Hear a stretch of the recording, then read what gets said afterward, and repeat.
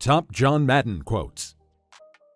John Madden, the Hall of Fame coach turned broadcaster whose exuberant calls combined with simple explanations provided a weekly soundtrack to NFL games for 3 decades, died Tuesday morning on the 28th of December 2021.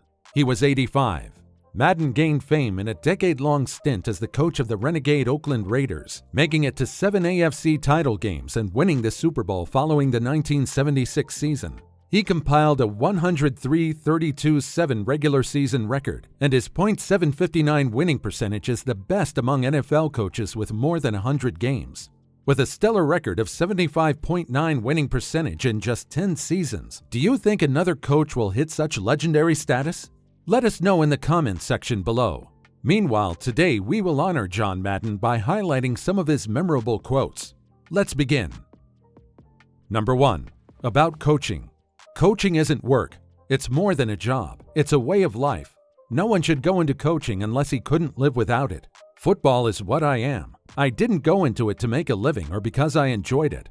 There is much more to it than just enjoying it. I am totally consumed by football, totally involved. I'm not into gardening or any other hobbies. I don't fish or hunt.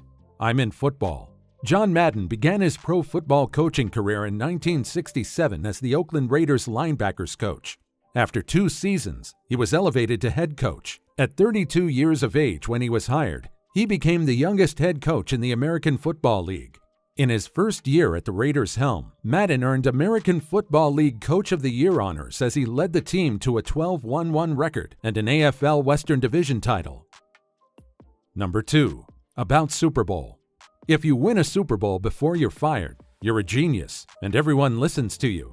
But a coach is just a guy whose best class in grammar school was recess and whose best class in high school was PE. I never thought I was anything but a guy whose best class was PE. Madden coached the Raiders for 10 seasons, posting a regular season record of 103 wins, 32 losses, and 7 ties.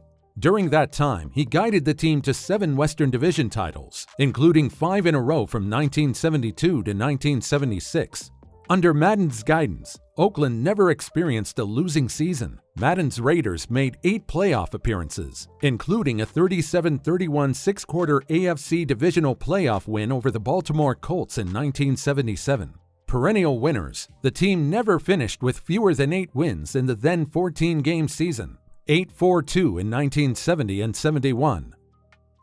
Number 3. About fear. I'm not afraid of flying. I just fear I'm going to die. I think I'm vulnerable. I admit it. I don't fly. I get claustrophobia. I don't go in high buildings. I don't do those things. I'm just myself, whatever that is. 6 times in 10 seasons, Oakland recorded 10 or more victories.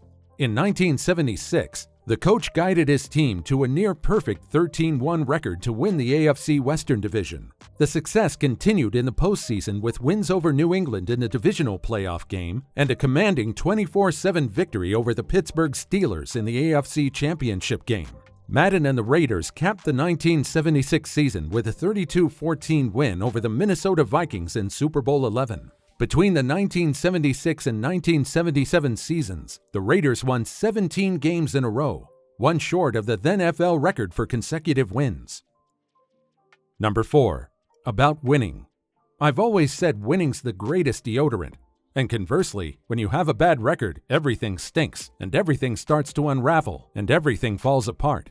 Madden's .759 regular season winning percentage ranks highest among coaches with 100 career victories. Only Hall of Fame coaches George Halas and Curly Lambeau had reached 100 career wins at an earlier age. Number 5. About fairness. Sometimes you can be one of the best, but you don't accept that if you don't get the ring or win the Super Bowl. There's a lot of good teams between the Super Bowl winner and other teams. Once the Super Bowl is over, we lump everyone into the other 31, and that's not fair. Before coaching in Oakland, Madden was the defensive coordinator at San Diego State from 1964 to 1966, where the Aztecs were ranked first among small colleges with a 26-4 record. From 1960 to 1963, he coached at Hancock Junior College in Santa Maria, California. Madden started on both offense and defense as a player for California Polytechnic College at San Luis Obispo in 1957 and 1958, and was voted to the All-Conference team. The Philadelphia Eagles selected him as a future choice in the 21st round of the 1958 NFL Draft, but a knee injury in his rookie season prematurely ended his playing career. Number 6. About hope.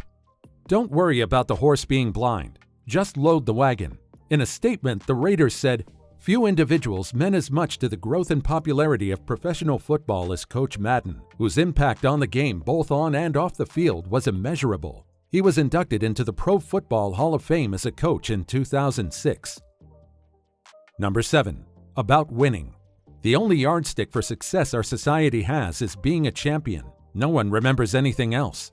Football fans grew to love the sound of Madden's famous boom calls during NFL games, but he dropped plenty of other gems throughout his life, and a lot of them had nothing to do with football. Madden, along with play-by-play announcer Pat Summerall, were calling a game in the 1980s near the advent of the Gatorade shower. The tradition was 3 years old, and a third bucket had been added to a team's sideline.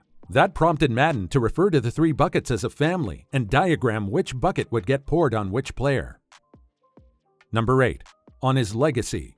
If someone remembers me as a coach, they still call me Coach. But if they know me from the video game, they just call me Madden. Madden was a master at personification. During a game in which a bug landed on the camera, Madden took time to pay homage to the bug and gave us insight into what the bug might have been thinking.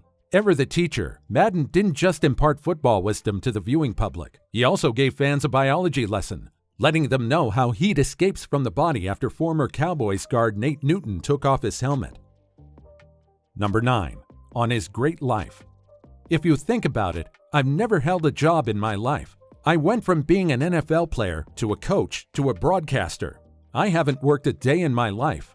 In addition to his broadcasting career, Madden also cut his teeth as an actor and had roles in several football-related movies, including The Replacements. Number 10. On dressing up. Even when I was a little kid, I hated to dress up. I hated to put on regular shoes. I wanted to play all the time. I hate to wear any kind of coat or sweater. I never liked hot. I never liked to be warm. Madden, who notoriously hated flying, opted to travel the country by bus. Madden noted that traveling by bus, in addition to helping with his claustrophobia, allowed him to slow down and really see more things. Madden retired from coaching after the 1979 season, but it was his broadcasting career that prompted the unparalleled impact he had on the game. Becoming a well-known color commentator on NFL broadcasts from 1979 to 2008, Madden's voice has been synonymous with football for many generations.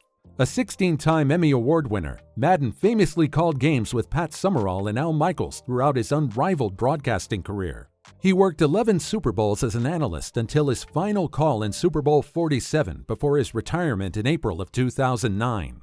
Madden's voice, personality, and knowledge of the game were actualized with the Madden NFL video game series, which was initially launched in 1988. Madden first started as the coverman for the video game up until 2001, when NFL players started an ongoing tradition of gracing each year's cover. For today's NFL players, especially those who grew up playing video games, gracing the cover is recognized as a tremendous honor. Electronic Arts have sold more than 250 million copies of the Madden NFL series. Madden authored, with co-writer Dave Anderson, a number of best-selling books, including Hey Wait a Minute, I Wrote a Book, 1984, One Size Doesn't Fit All, 1988, and All Madden, Hey, I'm Talking Pro Football, 1996. What are some of your best memories of John Madden? And what do you think should be done to uphold his legacy for future generations? Let us know in the comments section below.